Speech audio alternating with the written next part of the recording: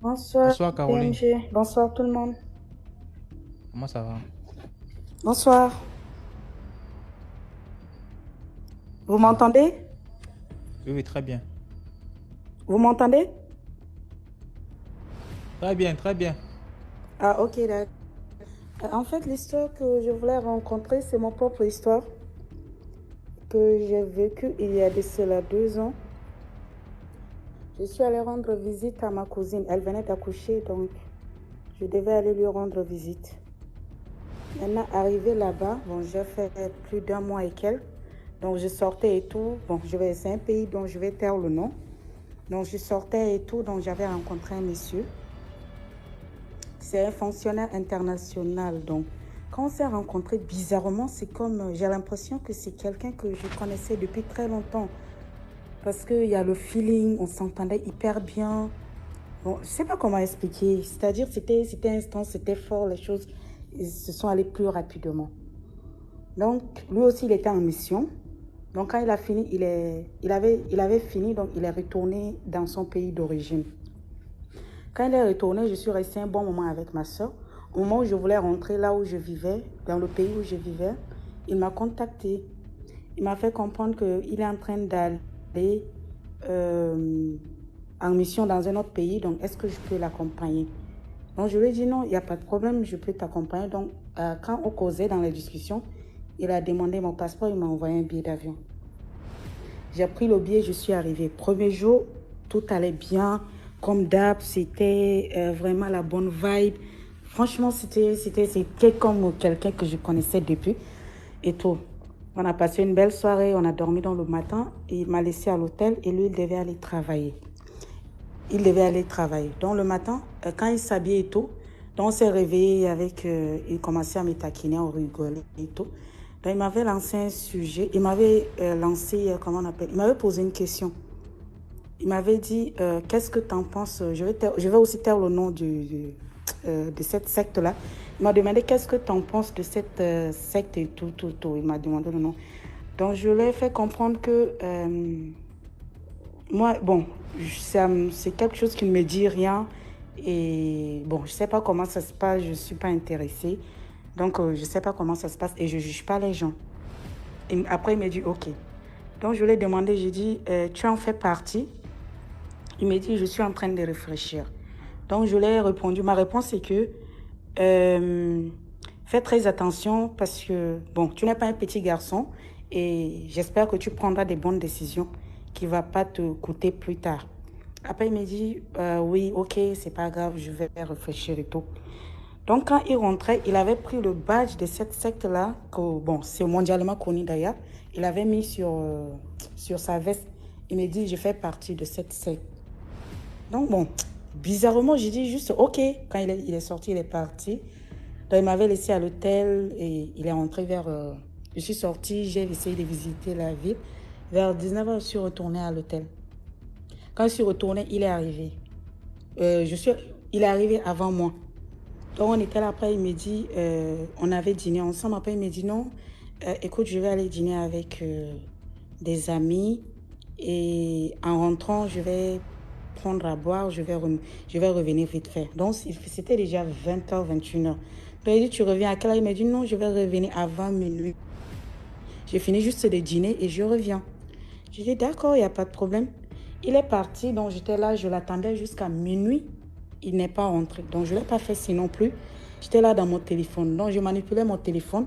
Et un coup, j'ai commencé à avoir sommeil.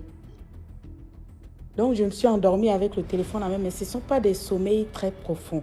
Donc, quand je dormais, c'était comme... vous connaissez la paralysie sommeil, non?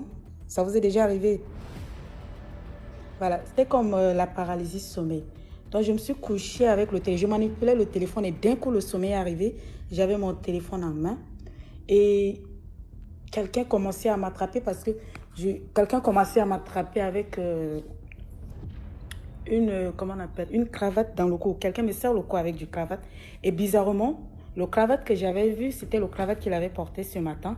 Et la personne essaie aussi d'attacher mes jambes avec, comment on appelle, avec des grosses fils là où nos parents prenaient de l'eau avec dans les puits à l'ancienne. Tu vois les fils où on prenait de l'eau avec dans les villages. Je ne sais pas si tu vois. Quelqu'un essaie de m'attacher les pieds. Donc, j'ai essayé de me débattre. J'ai essayé de me débattre fatiguée. Quand je me suis réveillée, quand j'ai pu me lever, je me suis dirigée directement vers le toilette. J'ai vu que j'avais les traces de... Comment on appelle? J'avais les traces de cravate sur mon cou et la corde sur mes pieds. C'est comme si quelqu'un m'avait attaché et puis m'a relâché. Donc, j'avais ces cicatrices. Ça, j'ai filmé automatiquement. J'ai envoyé à ma soeur. J'ai dit, écoute, regarde, voilà, voilà, voilà. Donc, elle dormait déjà. Donc, je l'ai appelée sur son téléphone normal, vu qu'elle s'est déconnectée sur WhatsApp. Je lui ai envoyé les photos. J'ai dit, écoute, j'ai fait un drive et puis voilà ce qui s'est arrivé. Moi, je pensais que c'était juste la paralysie du sommeil, mais voici les traces, les cordes et tout, tout, tout, tout. Elle était étonnée. Elle me dit, prie avant de dormir. Il est parti. Je dis, il est parti pour dîner avec ses amis. Il m'a dit qu'il allait revenir avant minuit, mais il n'est pas encore rentré. Donc, et l'autre, elle me dit, non, il faut prier et tout. J'ai dit, d'accord. J'ai prié, je suis restée. Il y a quelque chose qui me tire vers le sommeil. J'essaye de résister. Ça me tire, j'essaye de résister. Et je ne l'ai pas fait si.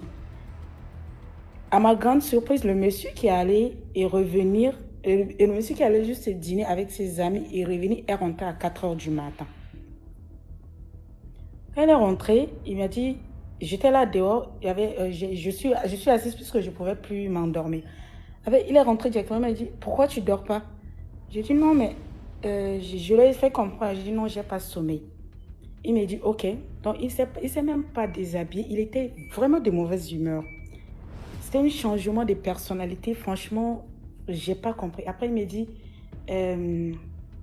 j'ai envie de te faire la sodomie. J'ai dit, mais quoi? On n'a jamais parlé de ça, même dans les blagues et tout. Tu sais, on se taquinait beaucoup, mais on n'a jamais parlé de ça. Et quand il a dit, non, non, non, c'est tout ce que j'ai envie de faire ce soir. Je lui ai dit, non, mais c'est pas possible. Donc, j'ai refusé. Après, quand j'ai refusé, il a dormi avec ses habits. Donc, le lendemain, il est déjà rentré à 4 heures du matin. Donc, je lui ai dit 6 heures. Il était couché, il ne m'a plus parlé. 6 heures, il s'est réveillé. Il est allé se préparer pour aller travailler. Donc, quand il partait, il m'avait déposé une somme de 150 000. Il m'a dit, si je rentre, je ne vais pas te voir ici parce que je n'aime pas ce genre de comportement et tout. Il a commencé à s'énerver pour moi. Mais j'ai dit, mais qu'est-ce que j'ai fait? Il dit, non, tu es là pour moi, non, tout ce que je dois... Non, il n'avait pas d'argument. Tout ce que je te demande, tu dois accepter. J'ai dit, mais non, on se connaît à peine, mais malgré ça, on n'a jamais parlé de nos fantasmes, on n'a jamais parlé de ça. Tu sors, déjà que tu me dis, tu rentres avant minuit, tu es rentré à 4 heures du matin, et dès que tu rentres, tu me demandes quelque chose, mais c'est un peu étrange. Moi, je ne peux pas. Après, il dit, et si tu ne peux pas, tu es ici pourquoi? Alors, donc, j'ai vu qu'il a commencé vraiment à manquer de respect. Donc, il m'a déposé 150 000, il m'a dit, je pars, si je reviens, je ne vais plus te voir à l'hôtel. Alors que je suis censée aller faire... le billet qu'il avait pris, c'était 6 jours. Je suis allée un mercredi et on devait bouger, genre le lundi prochain. Donc, dès que je suis arrivée, c'est-à-dire vendredi, le gars, il m'a chassé de l'hôtel, il a déposé l'argent. Il m'a dit, quand je vais partir, je reviens, je ne vais plus te retrouver ici. Je lui ai dit, ok, il n'y a pas de souci, ça marche. Donc, heureusement, j'avais un cousin qui est dans la même ville parce qu'il était là pour étudier, mais je ne l'ai pas dit que je venais parce qu'à part ma soeur dont je suis allée voir, personne ne savait que j'étais là. Parce que je n'ai pas voulu que les gens sachent et tout. Et tout. Je suis obligée d'appeler mon cousin pour lui dire, bah, écoute, je suis là, mais je suis en escale et tout et tout. Donc, je suis arrivée chez mon cousin, j'ai fait 2 jours, j'ai changé mon billet et je suis revenue chez ma soeur. Quand je suis revenue, je commençais vraiment à tomber malade. Genre, je dors, mais je ne dors pas normal. Je commence à faire que des hallucinations. Quand je me couche, je fais que des hallucinations et j'agite. Comment on appelle dans mon sommeil, je suis très agitée. Donc, à chaque fois, ma soeur me réveille. Et bien avant ça, et le même jour que ça s'est passé, il y avait un papa, il y avait un de mes oncles qui est pasteur, qui a beaucoup l'habitude de prier avec moi. Donc lui, il m'avait appelé à 6 heures du matin, donc il était là.